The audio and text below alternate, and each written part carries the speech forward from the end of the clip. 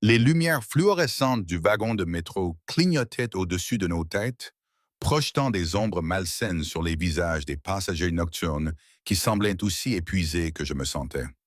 Mes doigts s'agrippaient de la sangle en cuir usé suspendue au plafond, les jointures blanchies par la tension alors que le train traversait un autre tunnel. J'avais commis une erreur stupide et imprudente qui allait me coûter tout ce que j'avais. J'aurais dû être chez moi depuis 1 heure. J'aurais dû prendre le train en direction du centre-ville, comme je le faisais tous les soirs. Mais ce soir, mon esprit était ailleurs, repassant en boucle le moment où les doigts de Derek avaient effleuré les miens lorsqu'il m'avait tendu un dossier cet après-midi. L'électricité qui avait parcouru mon corps à ce simple contact innocent, et j'avais pris le train en direction du centre-ville à la place. Lorsque j'avais réalisé mon erreur, j'avais déjà parcouru 5 arrêts dans la mauvaise direction. Mon téléphone vibra dans mon sac à main pour la centième fois. Je n'avais pas besoin de le regarder pour savoir qui m'appelait. Derek Drake, mon patron, l'homme qui terrifiait la moitié de Manhattan d'un seul regard. L'homme dont j'avais quitté le bureau penthouse à 18h37 précise en marmonnant quelque chose à propos de courses à faire avant de rentrer chez moi. L'homme qui, pour des raisons que je ne comprenais pas, avait commencé à me demander où j'allais après le travail, à quelle heure je rentrerais chez moi, si j'avais dîné. La voix de ma mère résonnait dans ma tête, comme toujours lorsque je ressentais le moindre espoir ou le moindre bonheur. Ne sois pas ridicule, Jasmine. Les hommes comme lui ne remarquent pas les filles comme toi. Tu es ordinaire, insignifiante. Plus tôt tu l'accepteras, moins tu te ridiculiseras. Je vis mon reflet dans la vitre du métro. Des cheveux bruns ternes tirés en arrière en un chignon sévère. Des lunettes démodées depuis 2 ans parce que je n'avais pas les moyens d'en acheter de nouvelles. Un cardigan gris informe sur un chemisier blanc qui avait connu des jours meilleurs. Ma mère avait raison. Je n'avais rien de spécial. L'attention de Derek n'était probablement que de l'intérêt professionnel pour une employée. Rien de plus. Le train s'est enfin arrêté dans un crissement de frein à ma station. Union Square, à 40 minutes et une éternité de l'endroit où j'aurais dû être. Je suis sorti dans la rue à 21h23, le cœur battant à tout rompre, et j'ai consulté mon téléphone. 12 appels manqués, 7 SMS. Où es-tu, Jasmine? Réponds au téléphone. Ce n'est pas drôle. Appelle-moi immédiatement. J'envoie Marcus à ton appartement. Si quelque chose était arrivé, je te jure que... Mes mains tremblaient tandis que je lisais les messages. Ils avaient un ton particulier que je n'avais jamais entendu chez Derek auparavant. Ce n'était pas vraiment de la colère, mais quelque chose de plus sombre, de plus possessif. Cela me nouait l'estomac d'une émotion que je ne pouvais nommer. Je vivais dans un appartement à loyer modéré, sans ascenseur à Alphabet City, le genre d'immeuble où le chauffage était capricieux et où les disputes des voisins traversaient les murs fins comme du papier.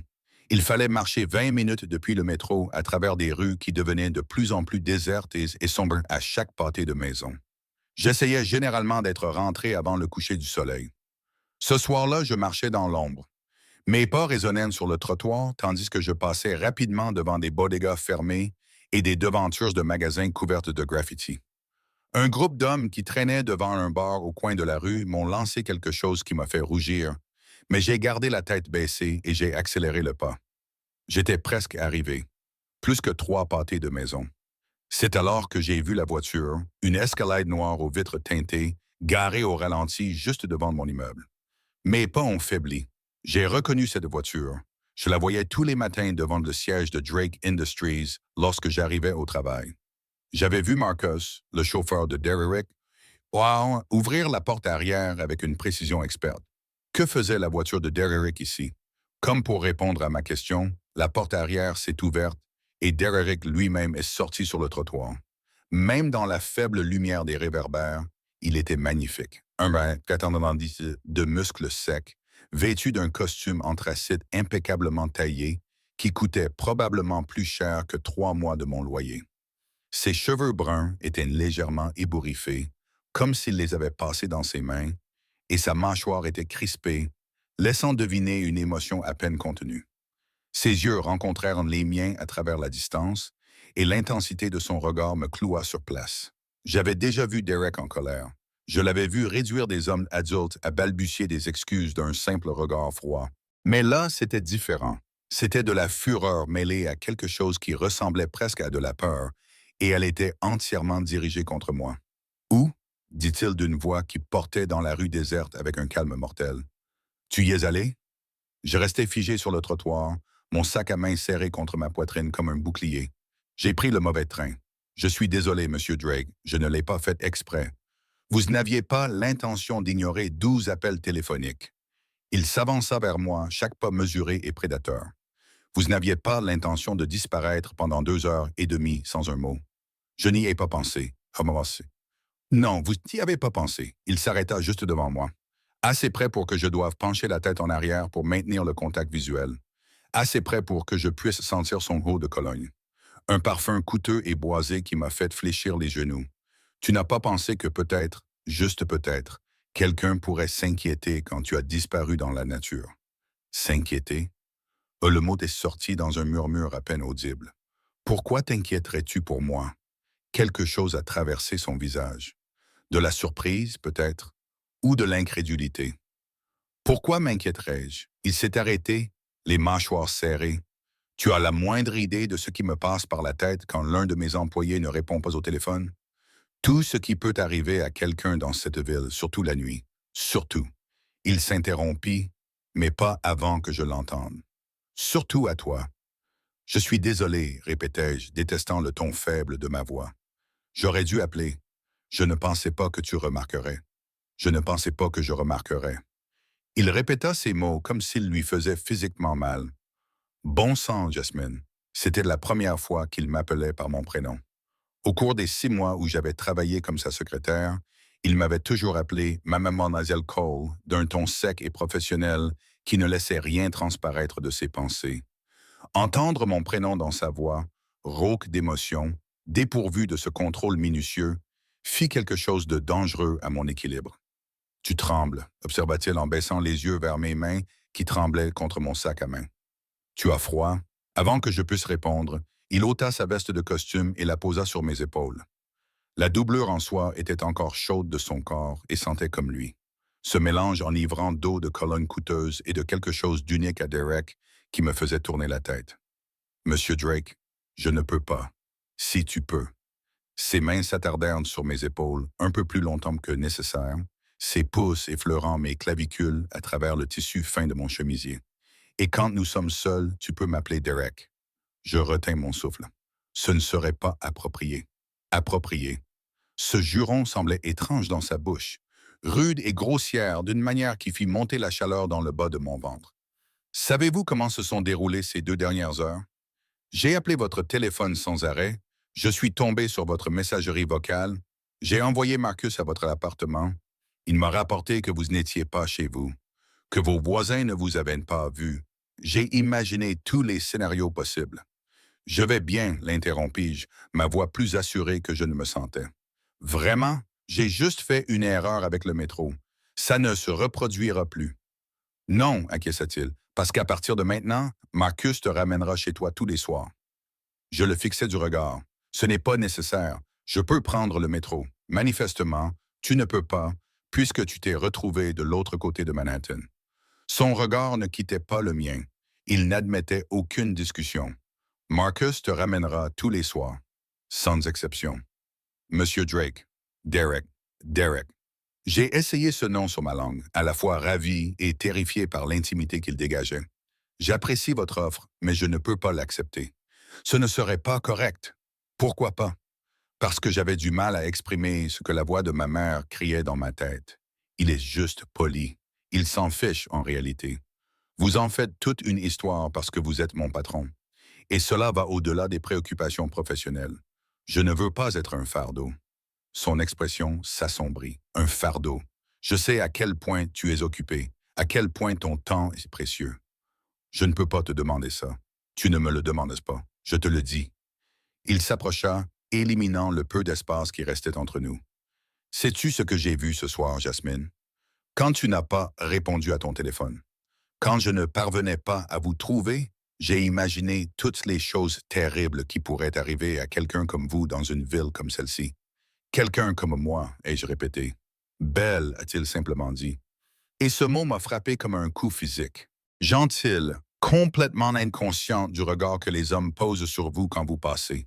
Je ne pouvais plus respirer. Je ne pouvais pas comprendre ce qu'il disait. Belle, moi, je ne le suis pas. J'ai commencé, mais il m'a interrompu. Si tu l'es, sa main s'est levée pour caresser mon visage, son pouce effleurant ma pommette avec une douceur dévastatrice. Et l'idée que quelque chose t'arrive, que quelqu'un te fasse du mal parce que je n'étais pas là pour l'empêcher. Il a serré les mâchoires. Je ne peux pas. Je ne laisserai pas cela arriver. Ce n'était pas une préoccupation professionnelle. C'était tout autre chose. Quelque chose de possessif et de protecteur, d'une intensité tout à fait terrifiante. Pourquoi vous en souciez-vous? Ai-je murmuré. Je ne suis que votre secrétaire, juste ma secrétaire. Il a ri, mais il n'y avait aucune trace d'humour dans son rire. C'est vraiment ce que vous pensez? Que vous n'êtes que ma secrétaire? Que pourrais-je être d'autre? Il est resté silencieux pendant un long moment, ses yeux sombres scrutant les miens comme s'il essayait de lire les secrets écrits sous ma peau. Finalement, il parla d'une voix basse et rauque, empreinte d'une émotion que je ne pouvais nommer. Montez avec moi. Mon cœur s'arrêta de battre. Quoi? Votre appartement. Laissez-moi vous raccompagner. Je veux m'assurer que vous rentrez en toute sécurité. C'était une demande raisonnable, voire galante. Mais la façon dont il le dit, comme s'il avait besoin de me voir en sécurité derrière une porte verrouillée avant de pouvoir respirer à nouveau, donnait l'impression qu'il s'agissait de quelque chose de plus. D'accord, m'entendis-je dire. Nous avons gravi les 5 étages dans le silence. L'ascenseur était en panne depuis 2 semaines, mais j'étais trop gêné pour en parler au concierge. Derek me suivait de près. Sa présence derrière moi à la fois réconfortante et déconcertante. J'étais hyper consciente de chaque pas, de chaque respiration, de la façon dont sa veste engloutissait ma petite silhouette. Mon appartement se trouvait au 5e étage, au bout d'un couloir faiblement éclairé qui sentait l'huile de cuisson rance et quelque chose que je préférais ne pas identifier. Je cherchais mes clés, les mains encore tremblantes, jusqu'à ce que Derek me les prenne délicatement. Laisse-moi. Il ouvrit la porte d'une main sûre, puis entra le premier. Restez ici. Avant que je puisse protester, il parcourait mon petit studio avec l'efficacité d'un professionnel habitué à évaluer les menaces. Il vérifia la salle de bain, regarda sous le lit, examina la fenêtre de l'escalier de secours pour s'assurer qu'elle était bien verrouillée. Ce n'est qu'une fois satisfait qu'il se retourna vers moi. Tout est bon. J'entrais soudainement gêné par l'exiguïté de l'espace. Tout mon appartement aurait probablement pu tenir dans les toilettes du bureau de Derrick. Les meubles étaient tous d'occasion. Un futon qui me servait de lit, une table branlante avec 2 chaises dépareillées, une kitchenette qui méritait à peine ce nom, des livres empilés contre tous les murs. Le seul luxe que je m'accordais. Ce n'est pas grand-chose, dis-je doucement en croisant les bras autour de moi. Mais c'est à moi. Derrick resta silencieux, observant l'espace avec une expression que je ne pouvais déchiffrer. Son regard s'attarda sur la collection de boîtes de ramen vides dans mon évier, la seule plante mourante sur le rebord de la fenêtre, la pile de factures sur ma table à laquelle j'essayais de ne pas penser. Combien vous coûte cet endroit? Demanda-t-il finalement. Monsieur Drake, Derek, corrigea-t-il. Combien? 1 800 $ par mois. Je ne voyais pas l'intérêt de mentir. C'est un loyer réglementé. C'est la seule raison pour laquelle je peux me le permettre. Il serra la mâchoire. Et votre mère? Je tressaillis à son nom. Qu'en est-il de ma mère? Vous lui envoyez de l'argent tous les mois. J'ai vu les virements bancaires dans vos relevés. Je sentis mon visage s'empourprer. Vous avez consulté mes relevés bancaires. J'ai vérifié vos antécédents lorsque je vous ai embauché. C'est la procédure habituelle. Il me regardait droit dans les yeux. Ce que je veux savoir, c'est pourquoi vous vivez ainsi. Il désigna l'appartement exigu tout en envoyant 1 000 $ par mois à une femme qui, d'après ce que je sais, n'a jamais rien fait pour mériter votre générosité. C'est ma mère. Les mots sortirent de manière défensive, automatique. Elle a tout sacrifié pour m'élever. Le moins que je puisse faire, c'est l'aider financièrement. Vraiment? Derrick demanda doucement.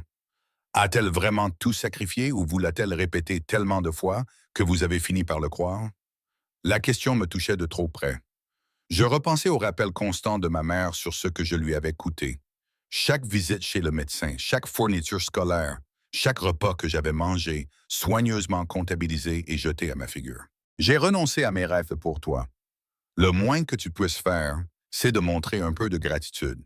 Tu ne la connais pas, dis-je, mais ma voix tremblait. J'en sais assez. Il s'approcha, sa présence remplissant le petit espace. Je sais qu'elle t'appelle au travail 3 fois par semaine.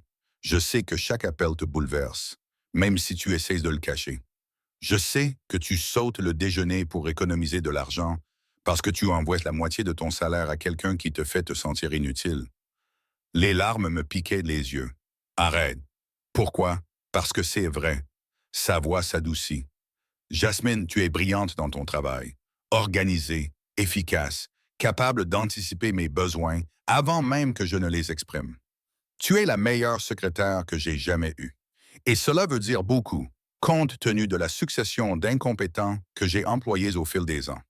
Alors pourquoi me traitez-vous comme si j'étais sur le point de craquer? La question m'échappa avant que je puisse la retenir. Pourquoi me regardez-vous ainsi? Pourquoi avez-vous paniqué ce soir quand j'étais en retard? Pourquoi est-ce si important pour vous? Parce que, dit-il, et il y avait maintenant quelque chose de brut dans sa voix, quelque chose de vulnérable.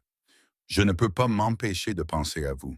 Chaque fois que vous vous mordez la lèvre quand vous vous concentrez, chaque fois que vous rougissez quand je me tiens trop près de vous, chaque fois que vous faites tomber quelque chose et que vous vous penchez pour le ramasser, je dois me rappeler que vous toucher serait la pire des limites à franchir.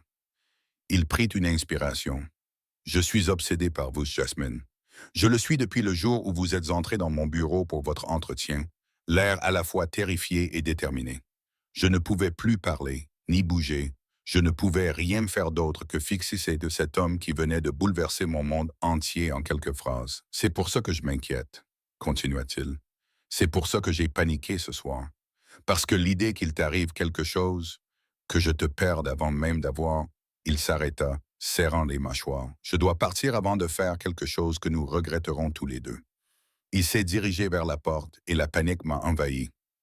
Attends, s'est-il arrêté, la main sur la poignée de la porte. Oui, merci, et je dis doucement. D'être venu voir si j'allais bien, de te soucier de moi même si je ne comprends pas pourquoi. Il m'a regardé par-dessus son épaule et la chaleur de son regard m'a presque fait perdre l'équilibre. Repose-toi, Jasmine. Marcus sera là demain matin à 7h30 pour te conduire au travail. Ne discute pas. Puis il est parti, me laissant seul dans mon petit appartement, sa veste toujours drapée sur mes épaules et l'écho de sa confession résonnant dans mes oreilles. Je suis obsédé par toi. Je me suis effondré sur mon futon, l'esprit en ébullition. Cela ne pouvait pas être réel. Les hommes comme Derek Drake ne s'intéressaient pas aux femmes comme moi. Ma mère me l'avait clairement fait comprendre tout au long de ma vie. J'étais ordinaire, insignifiante, sans rien de spécial. Mais la façon dont il m'avait regardé ce soir, comme si j'étais précieuse, comme si me perdre le détruirait, cela n'avait pas été imaginaire. Cela avait été réel. Mon téléphone vibra, m'annonçant un SMS de Derek. Verrouille ta porte, mets le verrou. Et Jasmine, dors bien. Demain, nous devons parler. Je fis ce qu'il m'avait demandé, tournant le verrou avec des doigts tremblants. Puis je m'effondrai sur mon futon, toujours vêtu de sa veste, respirant son parfum, essayant de comprendre ce qui venait de se passer. Derek Drake était obsédé par moi. Et que Dieu me vienne en aide. Je commençais à réaliser que j'étais peut-être aussi obsédé par lui. Je n'ai pas dormi. Comment aurais-je pu, alors que chaque fois que je fermais les yeux, je voyais le visage de Derek, la faim brute dans son regard quand il m'avait dit que j'étais belle, la façon dont son pouce avait caressé ma pommette comme si j'étais quelque chose de précieux et de fragile.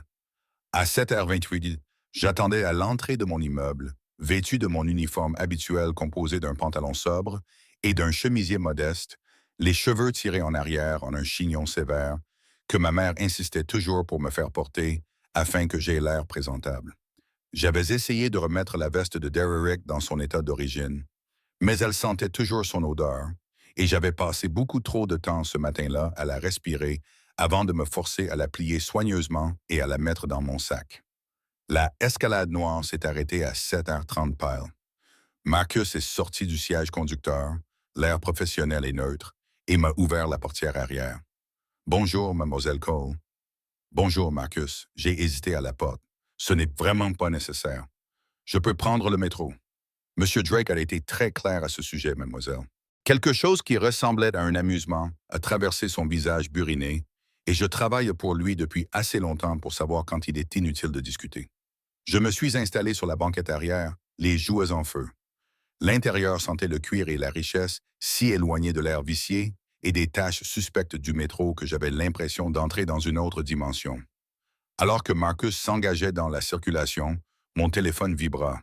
Un SMS de ma mère. Tu n'as pas appelé hier. Je suppose que tu es trop occupé par ton important travail pour prendre des nouvelles de ta propre mère, la femme qui a sacrifié sa jeunesse pour t'élever. La culpabilité me tordait l'estomac, automatique et familière. Je commençais à taper une réponse, puis m'arrêtais lorsqu'un autre message apparut. Celui-ci venait de Derek. Marcus est-il venu te chercher la lueur? Oui, répondis-je.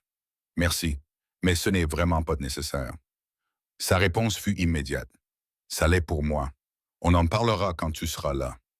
23 minutes plus tard, l'escalade s'arrêta devant le siège social de Drake Industries, une tour étincelante d'acier et de verre qui dominait l'horizon de Manhattan. Marcus m'ouvrit la porte et je descendis sur le trottoir où d'autres travailleurs matinaux se pressaient, leur café à la main et leurs ambitions dans le cœur. Bonne journée, mademoiselle Cole. Marcus dit merci. Je m'arrêtai. Marcus, depuis combien de temps travaillez-vous pour Monsieur Drake? 12 ans, mademoiselle. L'avez-vous déjà vu? Je cherchais mes mots. Avait-il déjà agi ainsi avec un employé? L'expression de Marcus resta soigneusement neutre, mais je vis de la compréhension dans ses yeux. Non, mademoiselle, jamais. Le trajet en ascenseur jusqu'au 47e étage me parut à la fois trop long et trop court. Mon estomac se nouait d'anticipation et d'appréhension à part égale. De quoi Derek voulait-il parler? La confession de la nuit dernière. La façon dont il avait touché mon visage comme si j'étais quelque chose qui valait la peine d'être chéri. L'étage exécutif était encore presque vide lorsque je suis arrivé. Il n'était que 7h53 et la plupart des employés n'arrivaient pas avant 9h. J'ai déverrouillé le bureau extérieur qui me servait d'espace de travail, séparé du sanctuaire intérieur de Derrick par une lourde porte en chaîne qui était actuellement fermée. Je venais à peine de poser mon sac lorsque la porte s'ouvrit et que Derek apparut dans l'encadrement. Il semblait avoir aussi mal dormi que moi. Il avait des cernes sous les yeux et ses cheveux étaient légèrement ébouriffés, comme s'il les avait passés dans ses mains. Mais il était toujours aussi séduisant dans son costume bleu marine qui soulignait ses larges épaules et sa silhouette élancée. Tu es en avance, remarqua-t-il. Vous aussi. Je ne suis jamais parti, dit-il en désignant son bureau. Entrez, je vous en prie. Mes jambes tremblaient lorsque je franchis le seuil de son domaine. J'étais entré dans le bureau de Derrick des centaines de fois, mais cette fois-ci, c'était différent. Il y régnait la même tension électrique qui avait crépité entre nous dans mon petit appartement. Le bureau était exactement ce à quoi on pouvait s'attendre de la part d'un homme de la position de Derek. Des baies vitrées offrant une vue panoramique sur la ville, un mobilier moderne et élégant, et des œuvres d'art abstraits aux murs qui coûtaient probablement plus cher que mon salaire annuel. Un bar dans un coin abritait des carafes en cristal remplies d'un liquide ambré, et un canapé en cuir faisait face aux fenêtres, où il tenait probablement ses réunions d'affaires plus informelles. Café? Demanda-t-il en se dirigeant vers la machine à expresso dans le coin. Je peux le faire. C'est mon travail. Fais-moi plaisir. Il commença à préparer 2 tasses avec une efficacité rodée. Comment le prends-tu? 2 sucres, un nuage de crème. Il me tendit une tasse quelques instants plus tard, nos doigts s'effleurant lors de l'échange. La même décharge électrique que la veille me traversa, et à la façon dont ses yeux s'assombrirent, il la ressentit aussi. Assieds-toi, dit-il en me faisant signe de m'asseoir sur le canapé en cuir. Je me suis perché sur le bord, le dos raide, les 2 mains serrées autour de la tasse chaude comme un bouclier. Derrick s'est assis à côté de moi, sans me toucher, mais suffisamment près pour que je puisse sentir la chaleur qui se dégageait de son corps. À propos d'hier soir, a-t-il commencé. Tu n'as pas besoin de t'expliquer. Les mots ont jailli dans un élan. Je sais que tu étais juste inquiet pour une employée. Tu n'as pas besoin de t'expliquer. Jasmine, mon nom dans sa voix, rude, autoritaire, m'empêcha de divaguer. Regarde-moi. Je me forçais à croiser son regard. Tout ce que j'ai dit hier soir était vrai, dit-il doucement. Je suis obsédé par toi. Depuis des mois, Romu. Chaque jour, tu entres dans ce bureau et je dois me retenir de te tirer sur mes genoux et de te montrer exactement ce que tu me fais. La chaleur envahit mon visage. Tu ne peux pas dire des choses comme ça. Pourquoi pas? Parce que tu es ma secrétaire. Son rire était amer. Tu crois que je ne le sais pas? Tu crois que je n'ai pas passé 6 mois à essayer de me convaincre que ce n'était qu'une attirance passagère qui disparaîtrait si je l'ignorais? Et c'est le cas. Ma voix n'était qu'un murmure. Disparu? Non. Il posa sa tasse et se tourna vers moi. C'est pire, exponentiellement pire. Tu sais ce que j'ai fait hier soir après avoir quitté ton appartement? Je secouai la tête. Je suis resté assis dans ma voiture pendant 2 heures à surveiller ta fenêtre pour m'assurer que personne n'essayait de s'introduire chez toi. Puis je suis rentré chez moi et j'ai visionné les images de vidéosurveillance de ton immeuble. Mon sang se glaça. Quelles images de vidéosurveillance? Les caméras que j'ai installées il y a 3 semaines dans le hall, les cages d'escalier, le couloir devant ton appartement. Son expression était sans remords. Tu vis dans un immeuble sans sécurité, Jasmine. N'importe qui peut entrer depuis la rue. Tu m'as observé. La colère a dissipé ma confusion. Pendant 3 semaines, je t'ai protégé, a-t-il corrigé. Il y a une différence. Non, il n'y en a pas. Je me suis levé brusquement, renversant mon café.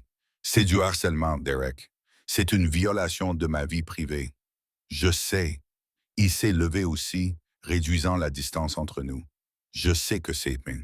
Je sais que je devrais arrêter, mais je ne peux pas, parce que chaque fois que je pense à toi rentrant seul dans le noir, chaque fois que j'imagine ce qui pourrait arriver dans cet immeuble aux serrures cassées, et sans concierge, Il s'est arrêté, serrant les mâchoires. Je ne peux pas te perdre à cause de quelque chose que j'aurais pu empêcher. On ne peut pas perdre ce qu'on n'a pas. Les mots sont sortis plus durs que je ne le voulais. Je ne t'appartiens pas, Derek. Ah bon? Sa main s'est levée pour me caresser le visage, et j'ai détesté le fait que je me sois immédiatement penché vers lui. Alors pourquoi portes-tu le parfum que je t'ai complimenté le mois dernier? Pourquoi te mords-tu la lèvre chaque fois que je m'approche de toi? Pourquoi as-tu dormi dans ma veste hier soir? Mon souffle se coupa. Comment as-tu su les caméras dans ton appartement? Je les ai installées quand tu étais au travail la semaine dernière. Il le dit avec tant de désinvolture, comme s'il parlait de la météo. J'avais besoin de savoir que tu étais en sécurité. L'horreur est quelque chose d'autre. Quelque chose de dangereusement proche de l'excitation se déchaîna dans ma poitrine. C'est fou. Oui, son pouce a effleuré ma lèvre inférieure. Ce contact m'a donné des frissons dans le dos. Complètement fou. Mais je n'ai jamais prétendu être sain d'esprit quand il s'agit de toi, Jasmine. Je suis obsédé, possessif, complètement incapable de fonctionner sans savoir exactement où tu es et si tu es en sécurité. Ce n'est pas normal. Ma voix tremblait. Ce n'est pas sain. Non, a-t-il admis. Mais c'est honnête. Peux-tu en dire autant? Son autre main trouva ma taille et m'attira contre lui. Dis-moi que tu ne ressens pas cela. Dis-moi que tu ne restes pas éveillé à imaginer ce que ce serait si je te touchais, t'embrassais, te faisais mienne de toutes les manières possibles. Je ne pouvais pas. Mon Dieu, aide-moi. Je ne pouvais pas le nier. Mon téléphone vibra avec insistance dans ma poche, brisant le moment. Je me suis éloigné de l'étreinte de Derek. Mes mains tremblaient tandis que je regardais l'écran. 5 appels manqués de ma mère. Un SMS. Je sais que tu es au travail, mais j'ai besoin de te parler immédiatement. C'est important. C'est elle? La voix de Derek était devenue froide. Ma mère? Oui, je devrais. Non. Sa main a attrapé mon poignet. Quoi qu'elle veuille, ça peut attendre. Tu ne comprends pas. Elle se fâche si je ne réponds pas. Laisse-la se fâcher. Sa poigne était douce mais inébranlable. Jasmine, je t'observe depuis 6 mois. J'ai vu comment ces appels t'affectent. Comment tu reviens du déjeuner avec elle en ayant l'air d'avoir pleuré. Comment tu sautes des repas pour lui envoyer de l'argent. Comment elle t'appelle 3 ou 4 fois par jour et que tu laisses tout tomber pour répondre. Elle a besoin de moi. Elle se sert de toi. Ces mots étaient d'une honnêteté brutale, et tu la laisses faire parce qu'elle t'a convaincu que tu ne mérites pas mieux. Les larmes me piquaient les yeux. Tu ne sais pas de quoi tu parles, n'est-ce pas? Il a relâché mon poignet, mais son regard m'a retenu captive. Dis-moi que j'ai tort. Dis-moi qu'elle ne te fait pas te sentir petit et sans valeur et reconnaissant pour les miettes d'affection qu'elle te jette. Je ne pouvais pas. car il avait raison. Parce que l'amour de ma mère avait toujours été assorti de conditions. Des conditions qui m'étouffaient, me contraignaient et me laissaient à bout de souffle. Mon téléphone sonna à nouveau. Le nom de ma mère s'afficha à l'écran. Réponds, dit soudain Derek. Mets le haut-parleur. Quoi? Non, je ne peux pas. Si tu peux. Son expression était indéchiffrable. Je veux l'entendre. Je veux que tu l'entendes aussi. Écoute vraiment ce qu'elle te dit. Les doigts tremblants, je répondis à l'appel et activai le haut-parleur. Bonjour, maman. Enfin, la voix de ma mère a rempli le bureau, empreinte d'irritation. J'essaie de te joindre depuis 1 heure. Tu ne te soucies pas de ta propre mère? Je suis désolé. Tu es toujours désolé, Jasmine. Désolé d'être en retard. Désolé d'avoir oublié d'appeler. Désolé de ne pas avoir de temps pour la femme qui a tout abandonné pour t'élever. Un soupir dramatique. Je suppose que ton travail prestigieux est plus important que ta famille. Ce n'est pas vrai. J'ai besoin d'argent. Les mots sortirent rapidement et durement. Le loyer a encore augmenté et je ne peux pas me le permettre. Tu devras m'envoyer 500 dollars supplémentaires ce mois-ci. Mon estomac se noua. Maman, je n'ai pas 500 dollars supplémentaires. Je peux à peine... Ne sois pas égoïste, Jasmine. Après tout ce que j'ai sacrifié pour toi, le moins que tu puisses faire est d'aider ta mère. Ou bien es-tu devenue trop bonne pour moi maintenant que tu travailles pour un grand homme d'affaires? Je jetai un coup d'œil à Derek. Son expression était sculptée dans la pierre, mais quelque chose de dangereux brûlait dans ses yeux. Je trouverai une solution, m'entendis-je dire, les mots sortant automatiquement. Tu as intérêt. Je ne t'ai pas élevé pour que tu abandonnes ta famille à la première occasion. Une pause. Et Jasmine, tu as de l'air fatiguée. Tu dors suffisamment. Tu sais à quel point tu as les yeux gonflés quand tu es fatigué. Ce n'est pas très joli. La cruauté désinvolte de sa voix, la façon dont elle pouvait passer de me demander de l'argent à critiquer mon apparence, auraient dû m'être familières à présent. Mais l'entendre avec Derrick à côté, voir sa mâchoire se crisper sous l'effet d'une rage à peine contenue, m'a fait réaliser à quel point c'était anormal. Je dois y aller, maman. Je suis au travail. Très bien.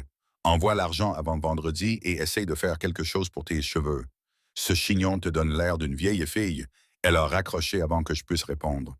Le silence dans le bureau de Derrick était assourdissant. Depuis combien de temps? Sa voix était dangereusement calme. Depuis combien de temps? Quoi? Depuis combien de temps elle te fait ça? Elle te fait te sentir inutile tout en te vidant de ton énergie. C'est ma mère. Elle n'est pas... C'est une parasite. Ces mots étaient brutaux.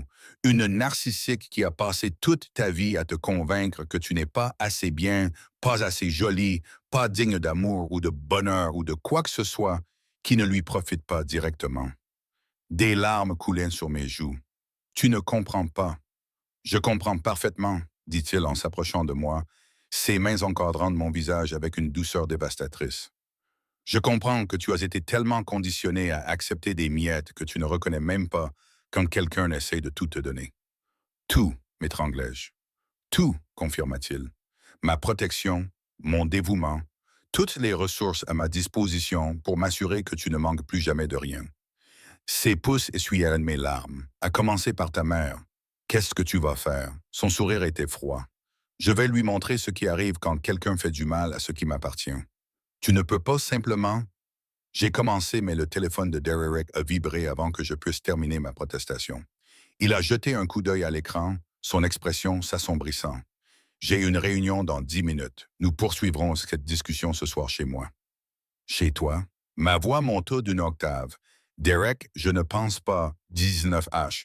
Marcus viendra te chercher à 18h30.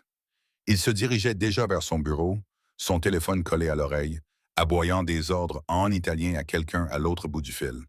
La transformation fut instantanée, passant de l'homme qui venait d'essuyer mes larmes à l'homme d'affaires impitoyable, qui contrôlait la moitié de l'économie souterraine de Manhattan. Je me suis retiré à mon bureau dans l'antichambre, l'esprit en ébullition. Le reste de la matinée s'est déroulé dans un tourbillon d'appels téléphoniques et de prises de rendez-vous, mais je n'arrivais pas à me concentrer. Je ne pouvais m'empêcher de repasser en boucle la voix de ma mère, sa cruauté désinvolte, ses exigences déguisées en préoccupations maternelles. Et sous tout cela, les paroles de Derrick résonnaient sans relâche. C'est une parasite qui t'a convaincu que tu n'étais pas assez bien. À l'heure du déjeuner, j'ai commis l'erreur de consulter mon compte bancaire. Après avoir envoyé à ma mère les 500 dollars supplémentaires qu'elle m'avait réclamés, il me restait exactement 73 dollars pour tenir jusqu'à ma prochaine paie. 73 dollars pour la nourriture, le métro et les médicaments dont j'avais besoin. Mes mains tremblaient lorsque j'ai fermé l'application bancaire. Mademoiselle Cole, j'ai levé les yeux et j'ai vu Marcus debout dans l'embrasure de la porte, tenant un sac de Maria, le restaurant italien où une seule entrée coûtait plus cher que mon budget hebdomadaire pour les courses. Monsieur Drake a pensé que vous auriez peut-être faim. Il m'a demandé de vous apporter votre déjeuner. Le sac contenait des pâtes aux truffes, du poulpe grillé et un dessert qui semblait sortir tout droit d'un musée d'art. Une note était glissée à l'intérieur, écrite de la main anguleuse de Derek. Mangez tout. Nous savons tous les deux que vous avez sauté le petit déjeuner. J'aurais dû être agacé par son arrogance. Au lieu de cela, les larmes me sont montées aux yeux lorsque j'ai pris ma première bouchée de pâte. C'était la chose la plus délicieuse que j'avais jamais goûtée. Riche et décadente, si éloignée de mon régime habituel composé de ramen et de sandwichs de bodega que j'avais l'impression de manger dans une autre langue. Mon téléphone a vibré. Encore, ma mère. Tu as envoyé l'argent? J'attends. J'ai transféré les 500 dollars avec des doigts tremblants, regardant mon solde bancaire plongé dans la zone rouge. Puis j'ai posé mon téléphone à l'envers sur mon bureau et je me suis forcé à manger chaque bouchée du repas que Derek m'avait envoyé. Même si la culpabilité me nouait l'estomac à chaque bouchée. L'après-midi s'écoula avec une lenteur agonisante. Derek sortit 2 fois de son bureau, une fois pour apporter des documents à classer. Une fois pour m'annoncer d'un ton sec que sa réunion de 19 avait été avancée et que je devais être prête à partir à 18 heures. À ces 2 occasions, son regard s'est attardé sur moi avec une intensité qui m'a donné la chair de poule. À 17h58, je rassemblais mes affaires lorsque Derek est apparu dans l'embrasure de la porte, sa veste de costume jetée sur l'épaule. Prête? Je ferais mieux de rentrer chez moi. Je suis sûr que tu as des choses plus importantes à faire. Rien n'est plus important que cette conversation. Il m'a tendu la main. Allez. Le trajet jusqu'à son appartement terrasse s'est déroulé en silence, à l'exception du jazz doux qui jouait dans les haut-parleurs de la voiture. Derek s'est assis à côté de moi sur la banquette arrière, suffisamment près pour que nos cuisses se frôlent à chaque virage, sa main posée de manière possessive sur le siège entre nous. Assez près pour se toucher, mais sans tout à fait entrer en contact. Où pensez-vous m'avoir vu pour la première fois? Demanda-t-il soudainement. Le jour de votre entretien? Je lui jetai un coup d'œil, perplexe devant cette question hors de propos. Oui, il y a 6 mois. Votre bureau, non. Un léger sourire se dessina sur ses lèvres. C'était il y a 7 mois, au Café Rayo, dans le village. Je retins mon souffle. Je me souvenais de ce jour avec une clarté cristalline. Un rare après-midi de congé, assise seule à une table dans un coin avec un roman de poche et le plat le moins cher du menu. Un homme était au bar, buvant un espresso et travaillant sur son ordinateur portable. Je l'avais remarqué parce qu'il était incroyablement beau, parce qu'il avait levé les yeux et surpris mon regard, parce que, pendant un instant électrique, nos yeux s'étaient croisés. Et c'était toi. Les mots sortirent dans un murmure à peine audible. C'était moi. Son regard retint le mien. Tu te souviens de ce que tu lisais? Jane Eyre. Tu étais tellement absorbé que tu n'as pas remarqué que ton café était froid. Tu n'as pas remarqué que le serveur avait essayé de te resservir 3 fois. Tu étais juste assis là, complètement perdu dans l'histoire, et j'ai arrêté de serrer les mâchoires. Je ne pouvais pas détourner le regard. Je ne pouvais pas m'empêcher de me demander ce que tu lisais pour te faire sourire comme ça. Qu'est-ce qui t'a fait te mordre la lèvre à la page 247? Qu'est-ce qui t'a fait essuyer tes larmes à la page 312? Tu m'as observé pendant tout ce temps. 3 heures. Il n'avait pas honte de l'admettre. Puis tu es parti et je me suis convaincu que j'avais imaginé cette connexion, que tu n'étais qu'une autre jolie femme dans une ville qui en regorgeait.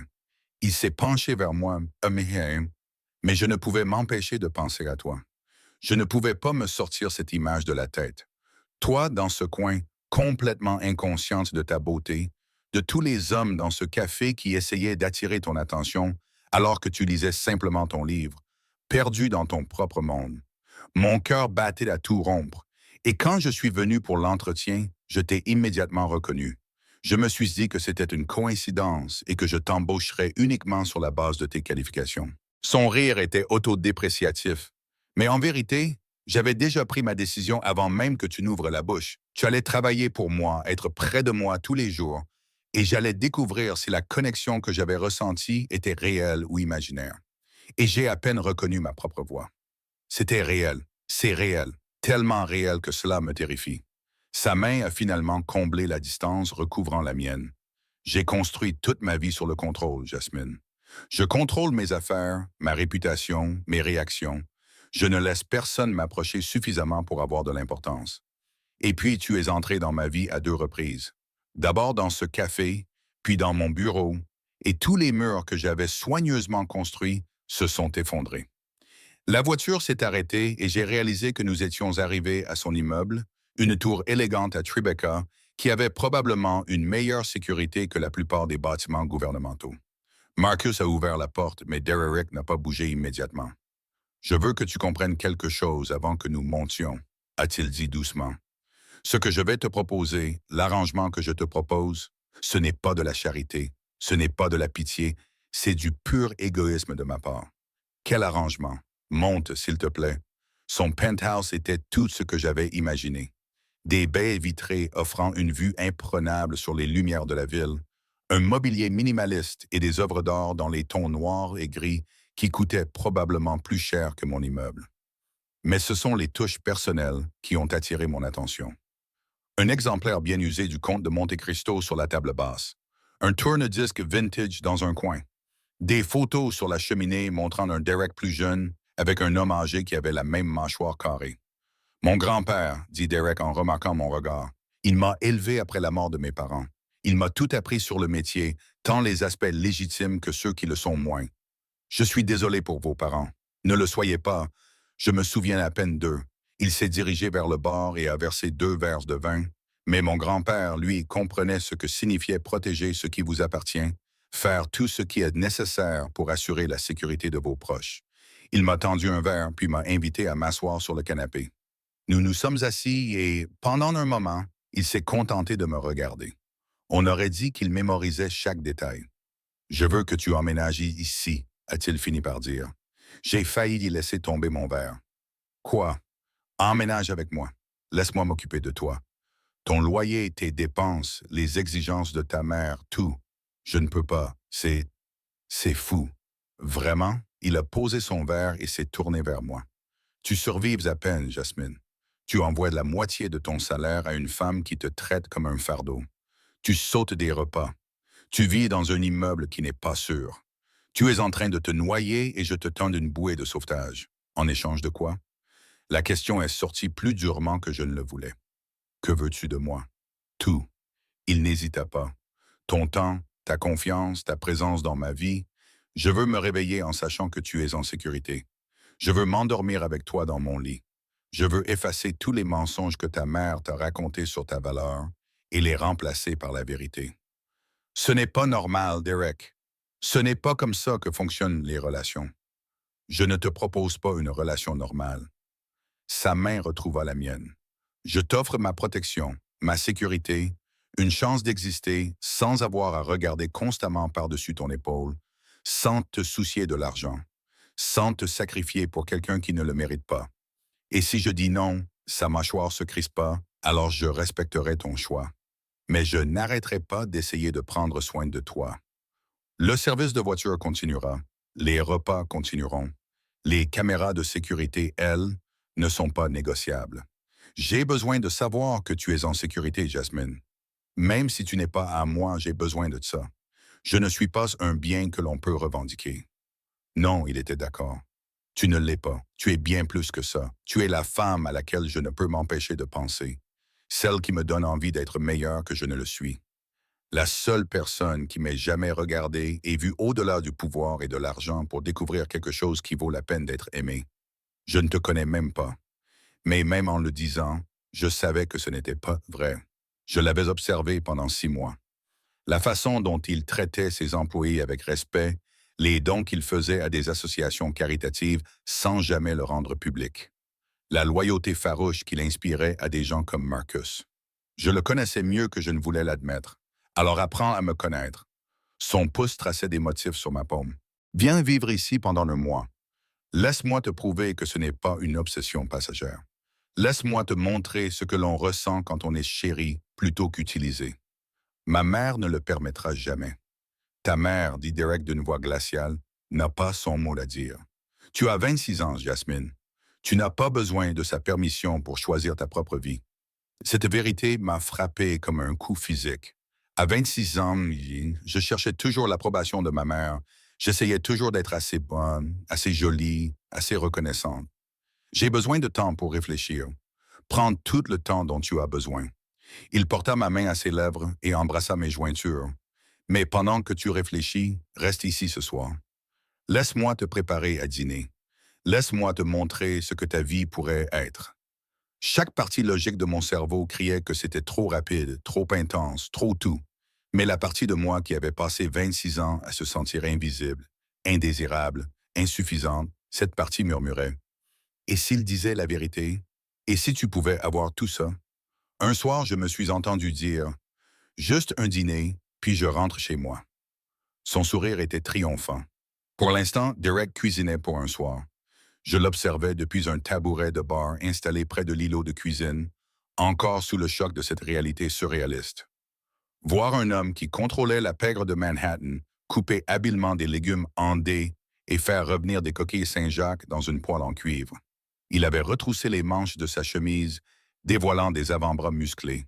Et il y avait quelque chose de terriblement attirant dans cette domesticité décontractée. Mon grand-père croyait qu'un homme qui ne savait pas se nourrir n'était qu'un demi-homme, a-t-il dit, remarquant mon regard. Il s'est assuré que je savais me débrouiller dans une cuisine avant de m'apprendre à me débrouiller dans une salle de réunion. Et les autres aspects du métier, ai-je demandé, avant de le regretter immédiatement. Mais Derek se contenta de sourire, d'un sourire sombre et entendu. Cela vint plus tard, après que j'eus prouvé que je pouvais survivre par mes propres moyens. Il dressa les coquilles Saint-Jacques avec une précision experte, ajoutant une sauce qui sentait divinement bon. Mange. Ensuite, nous parlerons des choses que tu veux vraiment savoir. Le repas était exquis, des coquilles Saint-Jacques parfaitement grillées, avec une sauce au beurre noisette, des asperges rôties et un airsado si crémeux qu'il me donnait envie de pleurer. J'étais très consciente que Derek me regardait manger. Son regard suivait chaque bouchée, chaque petit bruit de plaisir qui s'échappait de mes lèvres.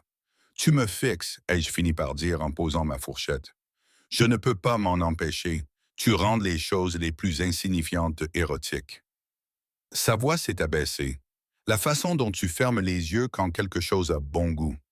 La façon dont tu te mordis la lèvre inférieure avant de prendre une autre bouchée. Chaque geste inconscient me donne envie de le faire. Il s'est arrêté, serrant les mâchoires. Parle-moi de ta mère. La vraie histoire, pas la version édulcorée.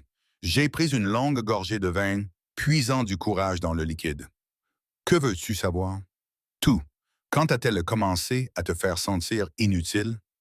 La question était si directe qu'elle m'a coupé le souffle. Ce n'est pas vrai. Si c'est vrai. Il s'est penché en arrière sur sa chaise dans une posture faussement détendue. Tu te souviens du moment précis où tu as réalisé qu'elle te considérait comme un fardeau plutôt que comme une bénédiction? Tout le monde s'en souvient. Il avait raison. Je m'en souvenais avec une douloureuse clarté.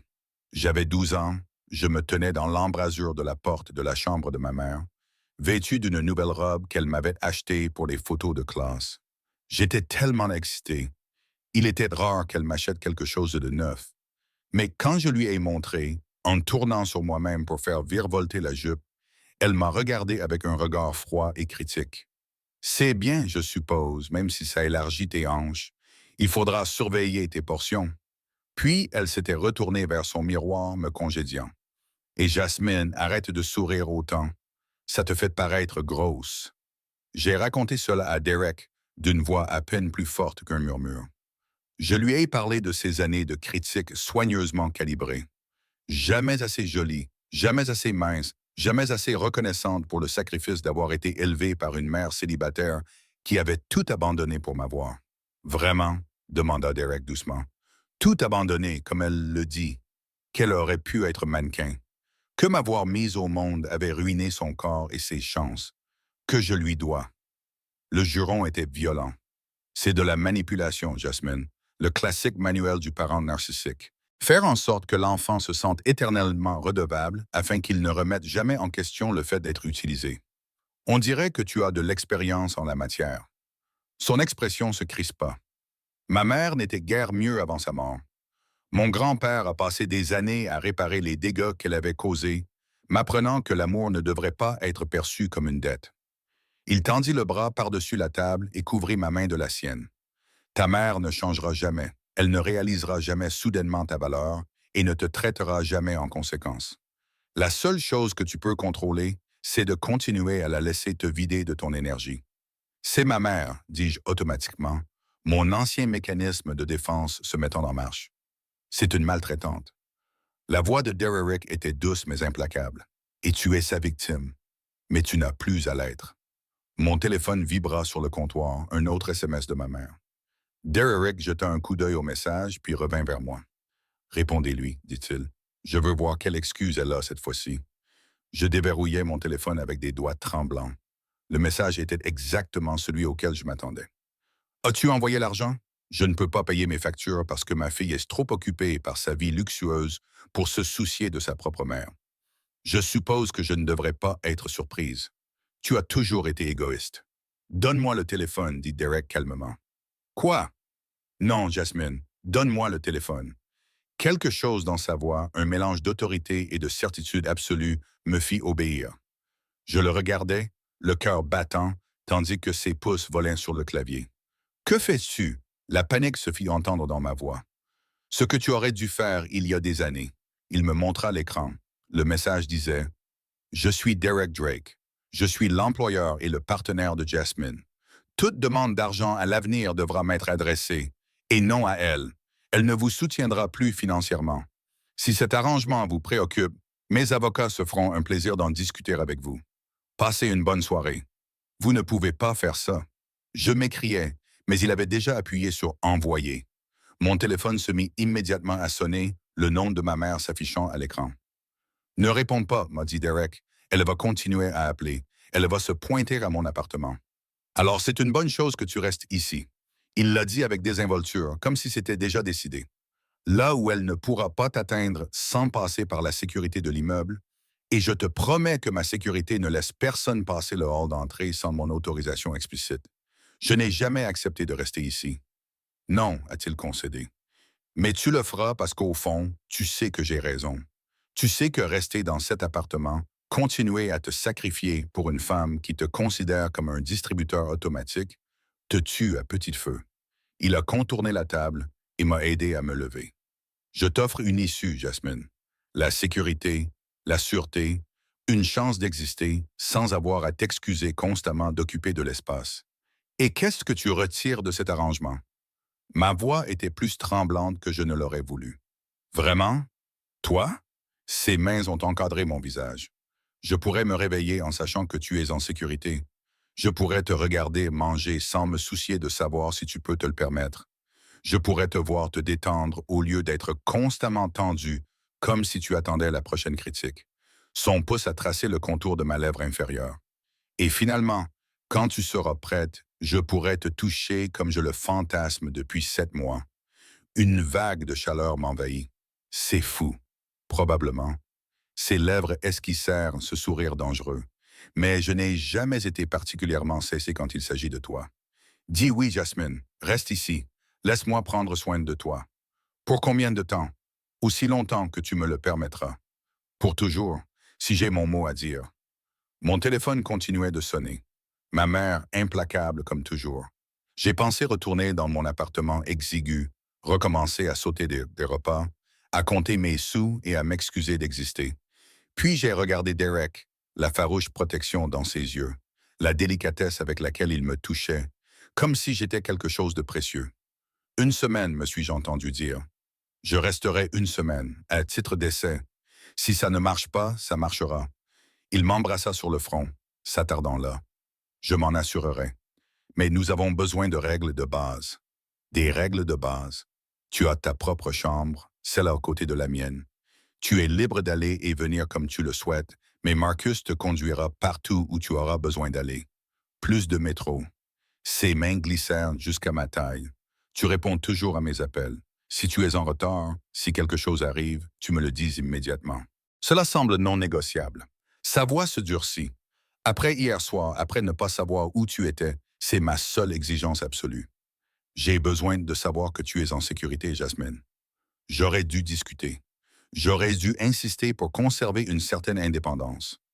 Mais le souvenir de sa panique lorsque j'étais en retard, la peur brute dans sa voix, cela a touché quelque chose au plus profond de moi qui ne s'était jamais senti protégé auparavant. D'accord, j'ai accepté. Je répondrai à tes appels. Bien. Ses mains se resserrèrent autour de ma taille. Deuxième règle. Ta mère n'aura pas ta nouvelle adresse, ni mon numéro personnel. Toutes les communications passeront par moi. Elle sera furieuse. Elle peut être furieuse. Ce qu'elle ne peut pas faire, c'est continuer à te démolir. Il se pressa contre moi jusqu'à ce que je puisse sentir la chaleur de son corps à travers nos vêtements. Troisième règle, tu me laisses prendre soin de toi. Cela signifie que tu ne sauteras plus de repas. Tu ne t'épuiseras plus pour économiser de l'argent. Tu ne te sacrifieras plus. Tu parles comme si j'étais un projet à réparer. Non, sa voix était féroce. Tu n'es pas brisée, Jasmine. Tu es magnifique. Tu as survécu à des années de violence psychologique et tu as quand même réussi à rester gentille, attentionnée, complètement inconsciente de ton extraordinaire personnalité. Je n'essaie pas de te réparer. J'essaie de te montrer ce que tu mérites. Mon téléphone avait cessé de sonner. 3 messages vocaux de ma mère. 6 autres SMS, chacun de plus en plus en colère, de plus en plus manipulateur, de plus en plus désespéré. Comment peux-tu me faire ça après tout ce que j'ai fait pour toi? Tu es ingrate, tout comme ton père. C'est pour ça qu'il est parti. Ce dernier message m'a frappé comme un coup physique. Mon père était parti quand j'avais 6 ans, disparaissant un matin sans explication. Et ma mère avait passé les 20 années suivantes à s'assurer que je sache que c'était en quelque sorte ma faute. Si j'avais été plus jolie, plus calme, moins turbulente, peut-être serait-il resté. Derrick a dû voir quelque chose changer sur mon visage, car il m'a pris le téléphone des mains et a lu les messages. Son expression est devenue dangereusement froide. Ton père, dit-il calmement. Parle-moi de lui. Il n'y a rien à dire. Il rit. Ma mère dit que c'était parce que je causais trop de problèmes. Jasmine. La voix de Derrick interrompit ma réponse automatique. Ton père n'est pas parti à cause de toi. Ton père est parti parce que ta mère est toxique et qu'il était trop lâche pour t'emmener avec lui. Comment le sais-tu? Parce que j'ai fait des recherches sur lui il y a 3 mois. Le monde bascula. Quoi? Peter Cole vit actuellement à Portland sous le nom de Peter Matthews, s'est remarié, a 2 filles issues de son second mariage, travaille comme comptable. Derek gardait un visage impassible. Je peux organiser une rencontre si tu veux, ou je peux m'assurer qu'il ne t'embêtera plus jamais. À toi de choisir, je m'effondrais sur le tabouret de bar, mes jambes soudain incapables de me soutenir. Il est vivant. Il a d'autres filles. C'est un lâche qui a abandonné son enfant plutôt que de se battre pour obtenir sa garde. Je ne vous en voudrais pas si vous ne vouliez jamais le revoir. Derek s'accroupit devant moi, les mains posées sur mes genoux. Mais si vous voulez le rencontrer, si vous voulez des réponses, je ferai en sorte que cela arrive. Tout ce dont vous avez besoin, Jasmine, tout ce qui vous aidera à guérir. Pourquoi? La question jaillit. Pourquoi vous souciez-vous autant de moi? Pourquoi te donner tant de mal pour quelqu'un comme moi? Parce que tu n'es pas quelqu'un comme toi. Tu es toi. La femme qui lit des romans du 19e siècle et fréquente les cafés, qui se mord la lèvre quand elle se concentre, qui s'excuse d'exister alors que tu devrais exiger que le monde se prosterne à tes pieds. Il se leva et m'attira avec lui. Et parce que la première fois que je t'ai vu, quelque chose en moi a reconnu quelque chose en toi. La solitude reconnaît la solitude, Jasmine. Et j'ai été seul toute ma vie jusqu'à ce que je te rencontre. Avant que je puisse répondre, avant que je puisse comprendre ce qu'il disait, il m'embrassait. Pas doucement, pas timidement, mais avec possession, sa bouche avide contre la mienne, ses mains dans mes cheveux, son corps me plaquant contre le comptoir. J'ai haleté contre ses lèvres et il en a profité pour approfondir le baiser jusqu'à ce que je ne puisse plus penser, plus respirer, mais seulement ressentir. Quand il s'est enfin éloigné, nous étions tous les deux à bout de souffle. C'est ce que tu me fais. a-t-il dit d'une voix rauque. Chaque jour, et maintenant que je t'ai goûté, maintenant que je sais ce que je ressens contre toi, je ne te laisserai plus jamais partir. Derek, je sais, c'est trop rapide, trop intense. Son front s'est appuyé contre le mien. Mais j'en ai assez de prétendre que c'est autre chose que ce que c'est. Une obsession, une possession, de l'amour peut-être, même si je n'ai jamais ressenti cela auparavant. Donc je ne suis pas sûr. Ses mains ont pris mon visage entre ses mains. Reste, s'il te plaît. Laisse-moi te montrer ce qu'aurait dû être ta vie depuis le début. Et Dieu, aide-moi. J'ai acquiescé. Parce que j'étais fatigué d'être forte, fatigué de faire des sacrifices, fatigué de me sentir inutile. Pour une fois, juste une fois, je voulais être chérie. Une semaine, murmurai-je. Son sourire était triomphant. Une semaine pour l'instant. La chambre d'amis que Derek m'avait donnée était plus grande que tout mon appartement. Les baies vitrées donnaient sur la ville. Le lit était un California King avec des draps qui ressemblaient à de la soie sur ma peau, et la salle de bain attenante était équipée d'une douche à effet pluie et d'une baignoire assez profonde pour y nager. Le premier matin, je me suis tenu à la fenêtre, regardant le soleil lever et peindre les bâtiments de nuances dorées et roses, et j'ai essayé de comprendre à quel point ma vie avait changé en moins de 48 heures. Mon téléphone, que j'avais finalement mis en mode silencieux vers 2 heures du matin après le 37e appel de ma mère, était posé sur la table de chevet comme une grenade active. Un léger coup à la porte a interrompu mes pensées. « Jasmine, tu es réveillée? » La voix de Derek à travers la porte m'a donné un frisson dans le dos. J'étais parfaitement consciente que je ne portais que le pyjama en soie qu'il m'avait fait livrer la veille au soir. Un pyjama qui coûtait plus cher que mon budget mensuel pour les courses et qui m'allait parfaitement, même s'il ne m'avait jamais demandé ma taille. « Je suis réveillé, ai-je répondu. « Je peux entrer? » J'ai noué autour de ma taille le peignoir assorti au pyjama. Oui. Il est entré avec un plateau sur lequel se trouvaient du café, des fruits et des viennoiseries provenant, d'après ce que j'ai reconnu de Balthazar, la boulangerie française où un seul croissant coûte 12 $. Il était déjà habillé pour aller travailler, vêtu d'un costume gris anthracite qui soulignait ses larges épaules, ses cheveux bruns encore légèrement humides après sa douche. « Vous n'étiez pas obligé de m'apporter le petit déjeuner ?» dis-je en acceptant le café qu'il m'offrait. J'en avais envie. Il s'assit sur le bord du lit et me regarda de ses yeux sombres et intenses. « Comment avez-vous dormi? » Mieux que depuis des années, en fait. C'était vrai. Le lit était si confortable, l'appartement si calme, que j'avais dormi profondément malgré mes pensées agitées. Merci pour tout cela. Ne me remerciez pas encore. Nous devons parler de ta mère. Mon estomac se noua. Qu'est-ce qu'elle a? Elle s'est présentée à ton immeuble à 6 heures ce matin. Elle a essayé de convaincre le concierge de la laisser entrer. Son expression était soigneusement neutre. Quand il a refusé, elle a attendu dans le hall. Elle est toujours là. L'horreur m'envahit. Je dois aller lui parler. Elle va faire une scène. Non. Son ton était catégorique. Tu ne t'approcheras pas d'elle.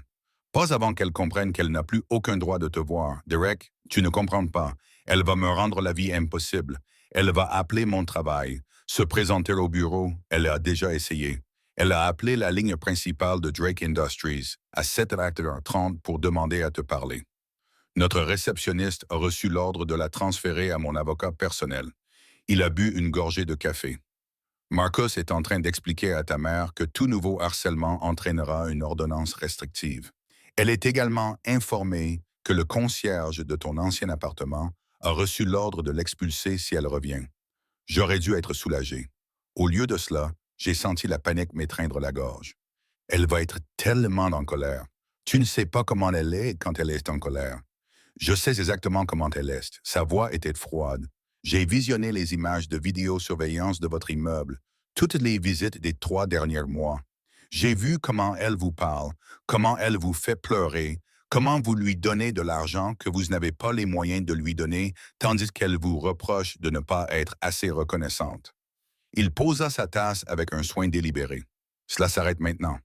Vous ne pouvez pas décider que ma relation avec ma mère est terminée. Non, admit-il, mais vous le pouvez, et je vous donne l'espace nécessaire pour prendre cette décision sans qu'elle vous manipule. Il s'approcha, posant sa main sur mon visage. Jasmine, les agresseurs ne s'arrêtent pas parce que vous le leur demandez gentiment. Ils s'arrêtent lorsque vous établissez des limites et que vous les faites respecter. Laissez-moi être votre exécuteur. Et si je faisais une erreur, et si elle avait vraiment besoin de moi, elle peut le prouver en respectant tes limites, en ne te demandant pas d'argent, en te traitant avec décence. Son pouce effleura ma pommette, mais nous savons tous les deux qu'elle ne le fera pas, car elle n'a pas besoin de toi. Elle a besoin de ta soumission. Il y a une différence. Mon téléphone vibra pour signaler un nouvel appel. Ma mère, ponctuelle comme une horloge. Ne réponds pas, dit Derek. Laisse-la laisser un message vocal. Laisse-la te montrer qui elle est vraiment quand elle n'obtient pas ce qu'elle veut. Je laissai le répondeur prendre le message. 30 secondes plus tard, mon téléphone sonna pour m'avertir de la notification. Derek tendit la main vers l'appareil, haussant un sourcil interrogateur. J'acquiesçai, ressentant soudain le besoin d'entendre la vérité que j'avais évitée jusqu'à présent. Il activa le haut-parleur. Jasmine Cole, réponds à ce téléphone immédiatement. Je sais que tu es avec cet homme. Je me suis renseigné sur lui. Derek Drake, une sorte de criminel se faisant passer pour un homme d'affaires. C'est pour ça que je t'ai élevé? Pour être la d'un mafieux? Sa voix était stridente de rage. Tu te ridiculises. Tu n'es pas assez jolie pour retenir l'intérêt d'un homme comme lui. Quand il en aura fini avec toi, ne vienne pas pleurer chez moi. Je ne serai pas là pour ramasser les morceaux de ta vie pathétique. Le message s'est terminé. Le silence a envahi la pièce. Elle est juste bouleversée. Je me suis entendu dire, mais ces mots sonnaient creux, même à mes oreilles. Elle est violente. La voix de Derek était douce mais implacable, et elle est terrifiée parce qu'elle perd le contrôle sur toi. Tout ce qu'elle vient de dire avait pour but de te faire sentir suffisamment inutile pour que tu reviennes en courant. Sa main a trouvé la mienne, mais tu ne retourneras pas là-bas, jamais. Des larmes coulèrent sur mes joues. Je ne sais pas comment être une personne sans sa voix dans ma tête, dans un matin qui me dit que je ne suis pas assez bien. Alors nous apprendrons ensemble. Il m'a prise dans ses bras et je me suis laissé tomber contre sa poitrine, respirant son parfum, tandis que je pleurais pour la mère que je n'avais jamais vraiment eue. Je remplacerai tous les mensonges qu'elle t'a racontés par la vérité. À commencer par celui-ci. Tu es extraordinaire, Jasmine. Brillante, gentille et si belle que ça fait parfois mal de te regarder. Tu dis ça juste pour me faire plaisir. Je le dis parce que c'est vrai. Il a relevé mon menton, me forçant à croiser son regard. Tu sais ce que je vois quand je te regarde? Une femme qui a survécu à des années de violence psychologique et qui a réussi à rester douce, qui donne aux autres, même quand elle n'a plus rien pour elle-même, qui lit Jane Eyre dans les siestes et fait passer le fait de manger des coquilles Saint-Jacques pour une expérience religieuse. Sa voix c'est rauque. Je vois la femme dont je suis en train de tomber amoureux. Je suis tombé amoureux de toi dès l'instant où je t'ai vu pleurer en lisant un roman et où j'ai voulu savoir ce qui te faisait ressentir des émotions si profondes. L'amour. Le mot s'est coincé dans ma gorge. Derek, nous nous connaissons à peine. Je sais que tu prends ton café avec 2 sucres. Je sais que tu te mordis la lèvre quand tu es nerveuse. Je sais que tu t'excuses de prendre de la place alors que tu devrais exiger que le monde se réorganise autour de toi. Ses mains encadraient mon visage. Je sais que lorsque tu te détends enfin, lorsque tu cesses d'attendre que le couperet tombe, ton sourire pourrait alimenter toute la ville en électricité. Cela me suffit. Avant que je puisse répondre, son téléphone a sonné. Il l'a regardé. Son expression s'est durcie. Je dois prendre cet appel, mais Jasmine, il a déposé un baiser sur mon front. Nous n'avons pas fini d'en parler. Il est sorti dans le couloir pour prendre l'appel et je me suis retrouvé seul avec mes pensées, mon café et la prise de conscience que Derek Drake m'offrait quelque chose que je n'avais jamais eu, une acceptation inconditionnelle. Mon téléphone vibra à nouveau. Ce n'était pas ma mère cette fois, mais un SMS provenant d'un numéro inconnu. Je suis Peter Cole. Les collaborateurs de Derek Drake m'ont contacté pour organiser une rencontre. Je comprends que vous ne souhaitiez pas me voir. Je ne vous en voudrais pas. Mais si vous voulez des réponses sur les raisons de mon départ, j'aimerais vous expliquer. Votre père? Je fixais le message, les mains tremblantes. Mon père, l'homme qui avait disparu quand j'avais 6 ans, dont ma mère s'était servie de l'absence comme d'une arme pendant 20 ans. Il était vivant. Il voulait parler. Derek revint et remarqua immédiatement mon expression. Il t'a contacté. Tu lui as donné mon numéro. Je lui ai donné le choix. il a choisi de l'utiliser. Derek s'assit à nouveau à côté de moi. Veux-tu le rencontrer? Je ne sais pas. Je lui ai montré le message. Et s'il était comme elle? Et s'il confirmait tout ce qu'elle a dit? Que j'étais trop difficile? Que j'étais la cause de tout? Alors je le détruirais. La voix de Derek était calme, mais elle cachait une grande détermination. Mais je ne pense pas que ce sera le cas. Je pense qu'il va te dire que te quitter a été la pire erreur de sa vie, qu'il l'a regretté chaque jour depuis, que ta mère lui a rendu impossible de se battre pour obtenir la garde sans te détruire au passage. Comment peux-tu savoir ça? Parce que j'ai eu une conversation très approfondie avec lui hier. Je lui ai clairement fait comprendre que s'il te contactait pour une raison autre que des remords sincères et le désir de se racheter, il le regretterait. Un léger sourire. Je peux être très persuasif quand il le faut. Tu as menacé mon père. Je t'ai protégé d'un éventuel danger supplémentaire. Il y a une différence. Il m'a pris le téléphone des mains. Tu n'as pas à te décider maintenant, mais si tu veux le rencontrer, je serai là à chaque étape. Cette offre aurait dû me sembler étouffante. Derek orchestrant ma vie, prenant des décisions, contrôlant mes relations avec les autres. Mais au contraire, j'avais l'impression d'être rattrapé par un filet de sécurité dont j'ignorais l'existence. Pour la première fois de ma vie, quelqu'un me protégeait au lieu de m'utiliser. Je dois me préparer pour aller travailler, et je dis, enfin, prends ta journée. Derek, Jasmine, sa main a recouvert la mienne. Tu as vécu 24 heures émotionnellement dévastatrices. Ta mère te harcèle. Ton père a soudainement refait surface. Tu as besoin de temps pour digérer tout cela sans la pression de devoir maintenir une façade professionnelle. Si je prends un jour de congé, je vais rester assise ici à ruminer. Alors ne reste pas assise ici, viens avec moi. Il s'est levé et m'a aidé à me lever. J'ai une réunion dans l'un de mes restaurants. Viens avec moi. Découvre une autre facette de mon univers. Pourquoi voudrais-tu que j'assiste à une réunion d'affaires? Parce que je veux que tu sois partout. Toujours. Ses mains glissèrent vers ma taille, me serrant contre lui. Et parce qu'il est temps que tu comprennes exactement dans quoi tu t'es embarqué en acceptant d'être mienne. Le restaurant s'appelait Dante's et occupait le rez-de-chaussée d'un immeuble de Little Italy. De l'extérieur, il ressemblait à n'importe quel autre restaurant italien haut de gamme. Auvent rouge, enseigne élégante, vitrine laissant entrevoir des nappes blanches et de la verrerie en cristal. Mais j'ai reconnu les hommes postés à l'extérieur, la façon dont ils ont salué Derek d'un signe de tête différencié lorsque nous nous sommes approchés, les renflements sous leurs vestes qui suggéraient la présence d'armes. C'est l'une de tes activités légitimes? Ai-je demandé à voix basse tandis que Derek tenait la porte ouverte. Principalement légitime. Sa main s'est appuyée contre le creux de mon dos pour me guider à l'intérieur. C'est aussi là que je tiens certaines réunions qui requièrent de la discrétion. Le restaurant était fermé pour le déjeuner, mais la cuisine était clairement une activité. Je pouvais sentir l'odeur de l'ail et des tomates, entendre le cliquetis des casseroles.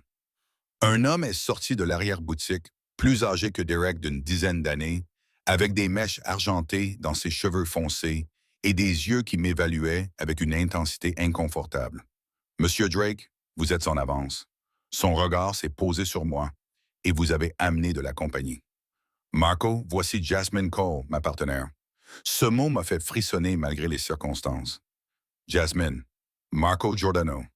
Il gère Dante's et plusieurs autres établissements. Enchanté, a dit Marco, même si son ton suggérait le contraire. Dois-je demander à Sophia de préparer quelque chose pour la dame pendant que nous discutons affaires? Jasmine reste avec moi. La voix de Derek ne souffrait aucune contradiction. Elle est désormais impliquée dans tous les aspects de mes opérations. Quelque chose a traversé le visage de Marco. De la surprise, peut-être, ou de l'inquiétude, comme vous voulez. Les autres attendant dans la salle privée. Il nous conduisit à travers le restaurant jusqu'à une porte à l'arrière qui s'ouvrait sur une pièce que, je soupçonnais, les civils ne voyaient jamais. 6 hommes étaient assis autour d'une table et cessèrent tous de parler lorsque nous entrâmes. Leurs expressions allaient de la curiosité à l'hostilité lorsqu'ils remarquèrent ma présence. Messieurs, dit Derek, sa main toujours posée de manière possessive sur mon dos. Voici Jasmine Cole. Elle se joindra à nous pour la discussion d'aujourd'hui. Si cela pose un problème à quelqu'un, il peut partir maintenant. Personne ne bougea, mais je sentais le poids de leur regard, les questions silencieuses sur qui j'étais et ce que je faisais dans une pièce qui n'était clairement pas destinée aux étrangers. Bien. Derek tira une chaise pour moi, puis s'assit à côté. Commençons. S'ensuivirent 2 heures de conversation, codées sur les expéditions et les distributions, les territoires et les pourcentages.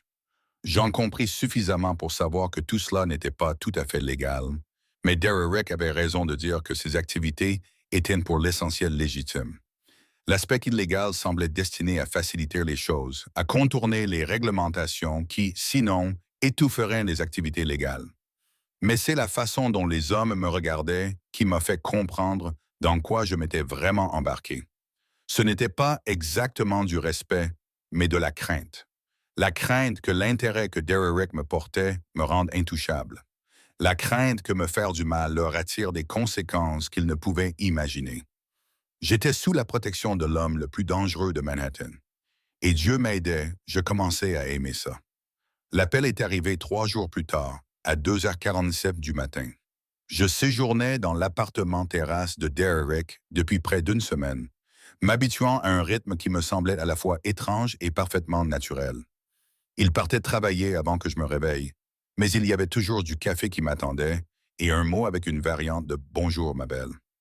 J'avais commencé à travailler depuis son bureau à domicile, traitant les appels et la correspondance à distance, tandis qu'il avait pris des dispositions pour qu'une assistante temporaire me remplace chez Drake Industries. Les appels de ma mère avaient enfin cessé après que les avocats de Derek lui aient envoyé une lettre de mise en demeure. J'aurais dû me douter que c'était trop facile. Le téléphone qui sonna au milieu de la nuit me réveilla en sursaut. Ce n'était pas le mien. C'était celui de Derek qui vibrait avec insistance sur sa table de chevet dans la chambre voisine. Je l'entendis répondre d'une voix basse et pressante, puis j'entendis des pas dans le couloir. Ma porte s'ouvrit sans prévenir. Derek se tenait dans l'embrasure de la porte, vêtu uniquement d'un pantalon de pyjama, son téléphone toujours collé à l'oreille. Son expression m'a glacé le sang. « Habille-toi », m'a-t-il dit. Tout de suite. Un jean et un pull, rien qui gêne les mouvements. Que se passe-t-il? Ta mère. Il serrait les mâchoires. Elle est dans l'immeuble avec ton beau-père. J'ai eu l'estomac noué. Je n'ai pas de beau-père. Tu en as un depuis 3 jours. Gerald Brennan, récemment libéré de Rikers après avoir purgé 18 mois pour vouer de faits graves. Derek se dirigeait déjà vers sa chambre. Elle l'a épousé lors d'une cérémonie au tribunal et ils sont tous les deux en bas et exigent de te voir. Lorsque la sécurité a refusé de les laisser monter, il est devenu violent. La sécurité de l'immeuble a appelé la police. Mais je ne vais pas les attendre. Je me suis précipité hors du lit, les mains tremblantes, pour enfiler les vêtements que Derek m'avait indiqués. Pourquoi aurait-elle épousé quelqu'un comme ça? Parce qu'elle est désespérée. Derek est réapparu, vêtu d'un jean et d'un t-shirt noir qui soulignait son physique musclé. Elle a perdu l'accès à vous, elle a perdu sa source de revenus, et elle se rebelle. Gerald est sa nouvelle arme, un homme avec des antécédents de violence qui, selon elle, m'intimidera pour que je lui donne ce qu'elle veut. Nous devrions simplement attendre la police. Non. Il s'est approché de moi, ses mains encadrant mon visage. J'ai besoin que tu m'écoutes très attentivement. Nous allons descendre et tu vas mettre fin à tout ça. Pas moi. Toi. Parce que si je m'en occupe, elle continuera à croire qu'elle peut te manipuler en jouant sur ta culpabilité et ta peur. Cela doit venir de toi. Je ne peux pas. Si tu peux. Sa voix était ferme. Tu es plus forte que tu ne le penses, Jasmine. Et je serai à tes côtés, mais c'est toi qui dois mettre les choses au clair. Marcus attendait dans le couloir avec 2 autres hommes que j'avais reconnus au restaurant. Tous deux avaient l'air menaçant, comme des gens entraînés à la violence. Derek m'a pris la main pendant que nous descendions dans l'ascenseur, son pouce traçant des motifs rassurants sur ma paume. « Souviens-toi, m'a-t-il murmuré, tu ne lui dois rien. Ni d'explication, ni d'argent, ni d'accès à ta vie. Tout cela prend fin ce soir. » Le hall était en proie au chaos lorsque nous sommes arrivés. Ma mère se tenait près de la réception, le visage rouge de colère, vêtue de vêtements que j'ai reconnus comme étant coûteux, clairement achetés avec de l'argent qu'elle n'avait pas. À côté d'elle se trouvait un homme qui m'a donné la chair de poule dès que je l'ai vu, grand et musclé, avec des yeux froids et un rictus qui suggérait qu'il aimait intimider les gens. Jasmine. La voix de ma mère résonna dans l'espace marbré. « Dieu merci. Dis à ces gens de nous laisser monter. Nous devons parler. » Non. Le mot sortit avec plus de force que je ne m'y attendais. Tu dois partir. Ne sois pas ridicule. Je suis ta mère. Tu ne peux pas m'ignorer simplement parce qu'un homme te l'a demandé. Son regard se posa sur Derek avec un mépris non dissimulé. C'est son œuvre, n'est-ce pas? Il t'a isolé de ta famille, il t'a monté contre moi. C'est toi qui as fait ça, dis-je, et je sentis quelque chose bouger en moi. Des années de colère refoulée trouvaient enfin leur voie. Chaque fois que tu me disais que je n'étais pas assez jolie, chaque fois que tu me demandais de l'argent que je ne pouvais pas te donner, chaque fois que tu me faisais sentir que j'étais un fardeau plutôt qu'une fille, j'ai tout sacrifié pour toi. Tu n'as rien sacrifié. Les mots sortirent assez forts pour résonner dans le hall. Tu es tombée enceinte parce que tu étais imprudente. Tu m'as gardée parce que tu pensais que mon père t'épouserait. Quand il est parti, tu as fait de moi ton punching ball émotionnel pendant 20 ans. Ce n'est pas un sacrifice, maman. C'est de la maltraitance. Son visage s'est déformé de rage. Comment oses-tu me parler ainsi? Gerald, dis-lui que la dame t'a demandé de partir. Derek l'interrompit, d'une voix dangereusement calme. Je te suggère de le faire avant que cela ne devienne une affaire criminelle. Gerald s'avança, bombant le torse. Et qui es-tu pour... Il ne termina pas sa phrase. Derek bougea avec une rapidité stupéfiante, et soudain, Gerald se retrouva au sol, le bras tordu derrière lui à un angle qui me fit grimacer. Le genou de Derek appuya sur son dos, sa voix calme malgré la violence de son geste. Je suis le propriétaire de cet immeuble et des 4 immeubles qui l'entourent, ainsi que le capitaine de police qui répondrait à tout appel provenant de cette adresse. Il augmenta légèrement la pression, faisant grogner Gerald de douleur. Je suis également celui qui possède les images de vidéosurveillance vous montrant en train de frapper un agent de sécurité il y a 12 minutes. C'est une agression. Une 3e infraction vous renverra à Rikers pour une peine beaucoup plus longue. Est-ce clair, Derek? Dis-je doucement. Il leva les yeux vers moi et quelque chose dans mon expression le poussa à relâcher Gerald, qui se releva précipitamment, le visage marqué par la fureur et l'humiliation. Sors d'ici, dis-je à ma mère, et ne me contacte plus jamais. Pas d'appel, pas de SMS, pas de visite aux endroits où tu penses que je pourrais être. Je te coupe définitivement les vivres. Petite ingrate. Elle se dirigea vers moi, mais Derek s'interposa soudainement entre nous. Sa présence formait un mur qu'elle ne pouvait franchir. Ça suffit. Sa voix était glaciale. Tu as 30 secondes pour quitter cet immeuble. Après cela, je ferai arrêter ton nouveau mari et tu seras accusé de complicité. À toi de choisir. Pendant un instant, j'ai cru qu'elle allait se battre. Puis j'ai vu le calcul dans ses yeux. Le même calcul que j'avais vu toute ma vie, évaluant si la confrontation en valait la peine. Tu vas le regretter, m'a-t-elle sifflé. Quand il en aura fini avec toi, quand tu seras à nouveau seul, tu reviendras en rampant et je ne serai pas là. Tant mieux, ai-je simplement répondu. Je ne veux pas que tu sois là. Je l'ai regardé partir, j'ai regardé ma mère sortir de ma vie pour toujours avec son nouveau mari violent. Sa dernière phrase n'était rien de plus que la menace vide d'une femme qui avait perdu tout pouvoir sur moi. Et je ne ressentis rien. Ni culpabilité, ni regret, juste un profond sentiment de soulagement. C'est fait, dit Derek doucement, sa main trouvant la mienne. C'est fait, acquiesçai-je. De retour à l'étage, je m'effondrais sur son canapé, l'adrénaline laissant enfin place à l'épuisement. Derek s'assit à côté de moi, m'attirant contre sa poitrine, sa main caressant mes cheveux avec une douce répétition. « Je suis fier de toi, murmura-t-il. Tu le sais? Tu sais combien il m'a fallu de force pour lui tenir tête? Je n'aurais pas pu le faire sans toi. » Oui, tu aurais pu, finalement. Ses lèvres se posèrent sur ma tempe. Je t'ai simplement donné la permission d'accéder à la force que tu possédais déjà. Je penchai la tête en arrière pour le regarder. Merci pour tout. Pour m'avoir vu quand je ne pouvais pas me voir moi-même. De m'avoir protégé même quand je pensais ne pas le mériter. Jasmine, sa main a pris mon visage entre ses mains. Tu mérites tout. Et je compte passer le reste de ma vie à te le prouver. Le reste de ta vie, c'est long. Pas assez long. Son pouce a tracé le contour de ma lèvre inférieure. Je t'aime. Je t'aime depuis que je t'ai vu pleurer pour Jane Eyre et que j'ai voulu savoir ce qui te faisait ressentir des émotions si profondes. Je t'aime chaque jour davantage. Et je t'aimerai jusqu'à ma mort. Je t'aime aussi, murmurai-je, sentant la vérité de ces mots s'ancrer dans mes os. Je ne sais pas quand cela s'est produit, Mais quelque part entre la peur, la gratitude et l'obsession, je suis tombée complètement amoureuse de toi. Il m'embrassa alors, et ce baiser était différent des précédents. Il n'était ni possessif ni exigeant, mais respectueux, comme si j'étais quelque chose de précieux qui lui avait été confié. Quand il s'est retiré, ses yeux étaient sombres de désir. Reste avec moi, pas en tant qu'invité, pas à l'essai. Reste en tant que ma partenaire, mon égal. Sa voix s'est rauque. Laisse-moi t'adorer comme tu le mérites. Oui, ai-je soufflé. Oui à tout cela. Il s'est levé, m'a aidé à me relever et m'a conduite dans sa chambre, la pièce dans laquelle je n'étais jamais entré, l'espace qui lui appartenait entièrement.